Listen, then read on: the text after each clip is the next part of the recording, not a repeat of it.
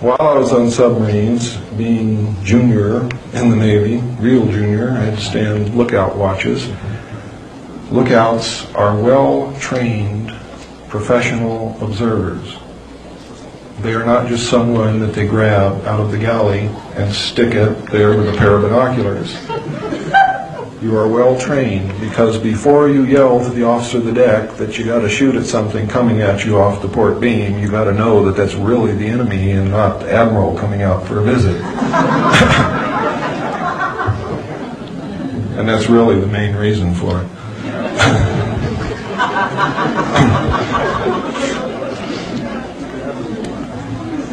So we were trained observers. Now this is extremely important to me personally, because without this experience I probably would not have lent the importance that the later information that I was going to see, I probably would not have realized how important it was.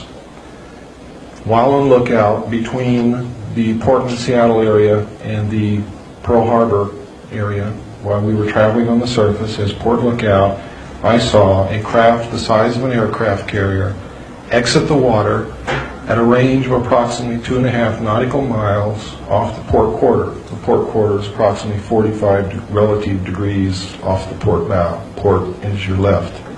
Left, port wine is red. That's where the red light is on the ship. Okay, now we got through that. I was stunned. I knew that I had just seen something that was absolutely incredible and nobody in the world would believe that I saw it and nobody else saw it. And I was faced with a dilemma. I'm the port lookout. Something just came up out of the water that could destroy us in a second. It was a machine. It was intelligently guided. I knew this. It was as big as an aircraft carrier. It was the most important, earth-shattering thing that had ever happened to me in my life. Because I saw it, I realized what it was. I knew I wasn't dreaming. There was nobody around who could be manipulating me in any way, shape, or form. And it was my responsibility to report this. Are you kidding? I'm going to tell the man who writes my performance report that I just saw this thing come out of the water? You got to be nuts. But I had a responsibility to the safety of the ship, the boat, which we call submarines boats, not ships, to the boat and to the crew.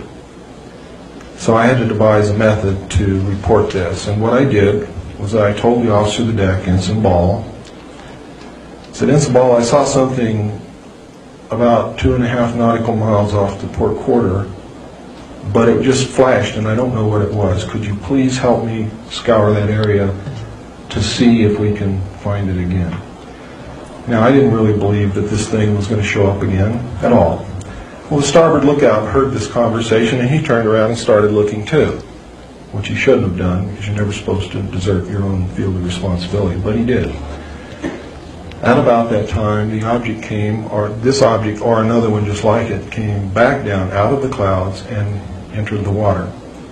Ensign Ball dropped his binoculars, dropped his jaw, and turned around and just stared at me and didn't say a word. Then he turned back around and he just stared off into space for a couple of minutes. And then he turned around and looked at me again. And he said, "This had to happen on my watch."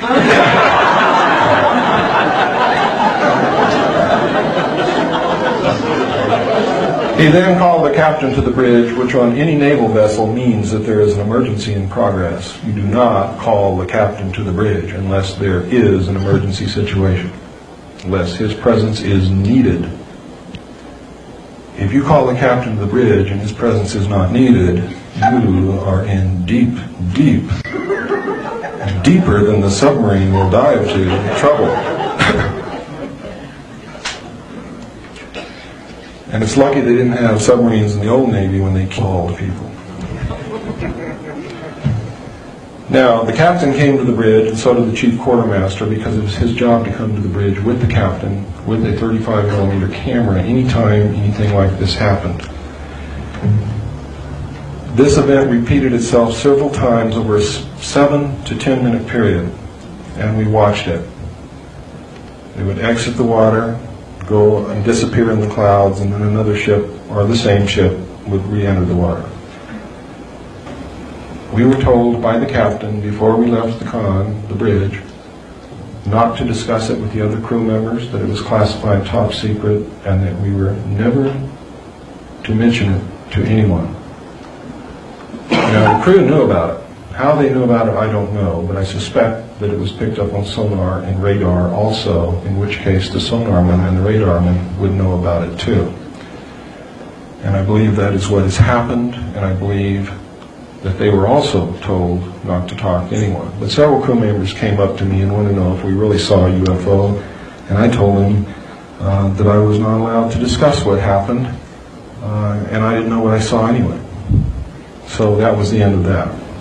When we arrived in Pearl Harbor, an officer from the Office of Naval Intelligence came on board and debriefed each one of us independently of the others. I do not know what went on in the debriefings of the other personnel involved, but when I went in, he began to ask me what I saw. When I began to describe to him what I saw, he became very upset, even enraged. And having come from a military family, having a father who was an Air Force pilot and an officer, having served 4 years in the Air Force, I knew what this man wanted to hear. It was obvious to me. So I told him what he wanted to hear so that I didn't have to go through with what I knew I would have to go through if I told him anything else. So I told him, "Sir, I did not see anything. I don't know what you're talking about." And he said, "That's the spirit." I had to sign a security oath. I was dismissed, told that I was a good sailor, had a good future with the Navy, and I left. On the way out, Seaman DiGirolamo was braced up against the bulkhead in the passageway, and I whispered to him, "Tell him you didn't see anything." And I don't know whether he did or not, because we never talked about it again amongst ourselves.